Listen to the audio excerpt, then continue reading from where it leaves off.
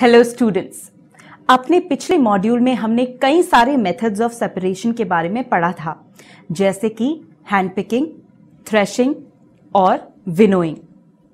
अब अगर आपको याद हो तो हमने हैंड पिकिंग मेथड की लिमिटेशंस के बारे में भी पढ़ा था, जिसमें उसकी एक लिमिटेशन ये थी कि हैंड पिकिंग मेथड उन मिक्सचर्स के कंपोनेंट्स को अलग करने में उपयोग नहीं किया जा सकता है जिनके कंपोनेंट्स एक दूसरे के समान दिखते हैं, जैसे कि हम आटे के मिक्सचर में देखते हैं।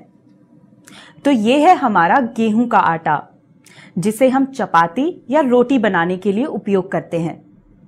आप देख सकते हैं कि इसमें कुछ अनडिजायर्ड चीजें हैं, जैसे कि भूसा, चोकर, डंठल और पत्थर के छोटे छोटे टुकड़े।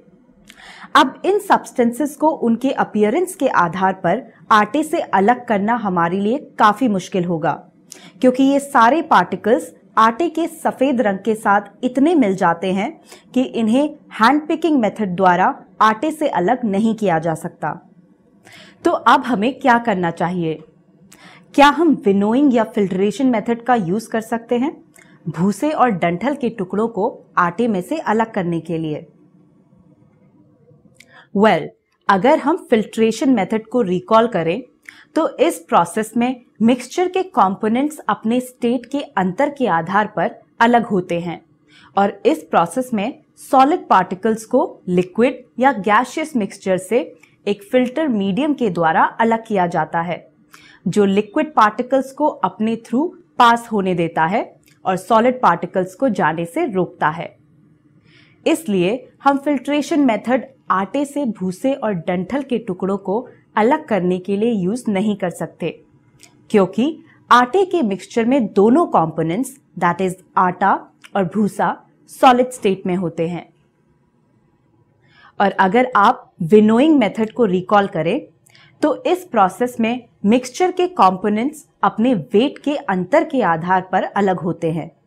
इसलिए ये प्रोसेस आमतौर पर हल्के भूसे के पार्टिकल्स को अनाज के भारी बीजों से अलग करने के लिए यूज किया जाता है, हवा द्वारा या विनोइंग फैन द्वारा।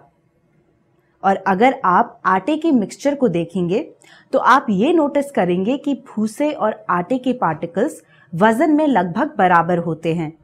इसलिए यहां हम विनोइंग मेथड का यूज नहीं कर सकते, जिसका मतलब ये है कि हमें कोई नया मेथड सोचना होगा।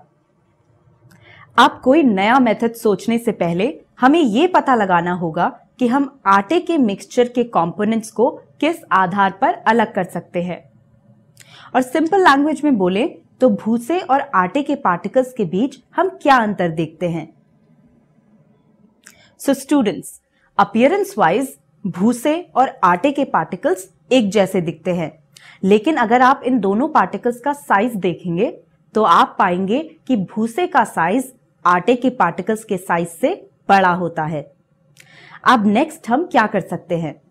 क्या हम किसी ऐसी चीज के बारे में सोच सकते हैं जो अपने थ्रू उस चीज को पास होने दे जो हमें चाहिए, जैसे कि यहां पर आटा है, और उन चीजों को रोक दे जो हमें नहीं चाहिए, जैसे कि भूसा?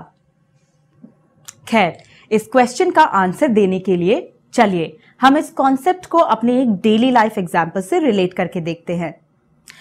आप में से काफी लोग छुट्टियों में अपने गांव जाते होंगे और वहां आपने देखा होगा कि रात में लोग सोते टाइम मच्छरदानी यूज करते हैं।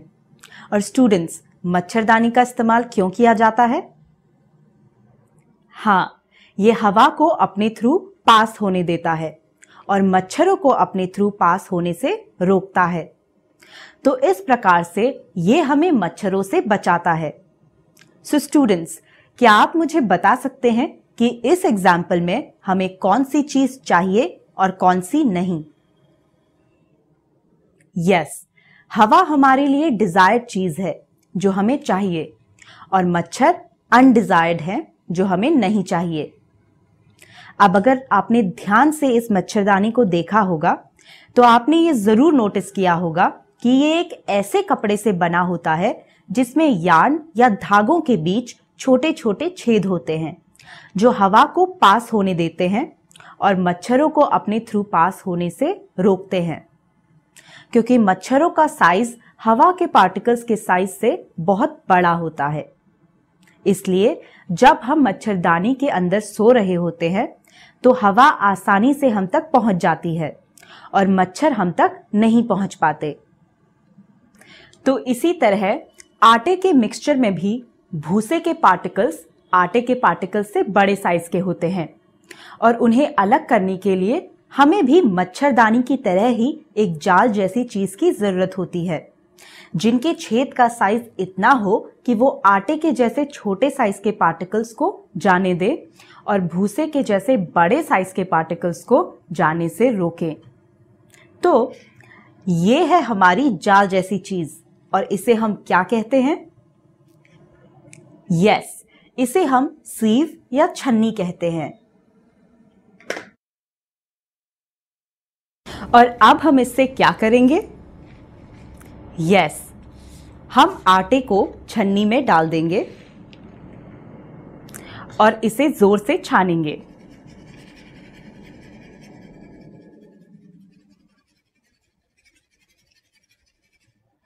यहां आप देख सकते हैं कि हमारी छन्नी अपने होल्स के थ्रू आटे के पार्टिकल्स को जाने दे रही है और भूसा, चोकर और अन्य चीजों को अपनी सरफेस पर इकट्ठा कर दे रही है। सो स्टूडेंट्स, इस प्रोसेस को हम क्या कहेंगे जहां मिक्सचर के कंपोनेंट्स का सेपरेशन उनके साइज के डिफरेंस के आधार पर किया जाता है? हाँ, इसे सीविंग कहा जाता है। और इसे सीविंग क्यों कहा जाता है? वह इसलिए क्योंकि यहां हमने एक जाल जैसी चीज का यूज किया है जिसे सीव कहा जाता है। और सीविंग मेथड का ज्यादातर उपयोग आटा चक्की में किया जाता है, जहां भूसा और अन्य चीजों को गेहूं की पिसाई से पहले उसमें से अलग किया जाता है। और आटा चक्की में हम बड़े साइज के स्लैंटिंग सीव्स का उपयोग करते हैं। एंड स्टूडेंट्स, यहां मैं आपको बताना चाहूंगी कि इन स्लैंटिंग सीव्स का यूज कंस्ट्रक्शन साइट्स पर कंकड़ और बजरी को रेत से अलग करने के लिए भी किया जाता है। तो इस प्रकार सीविंग मेथड हमारे डे टू डे लाइफ में यूज होने वाले मिक्सचर्स के कंपोनेंट्स को अलग करने में बहुत मददगार साबित होता है। और इसी के साथ मैं इस मॉड्यूल को समाप्त करती हूं और नेक्स्ट मॉड्यूल में हम कुछ और इंटरेस्टिंग मेथड्स ऑफ सेपरेशन के बारे में डिस्कस करेंगे।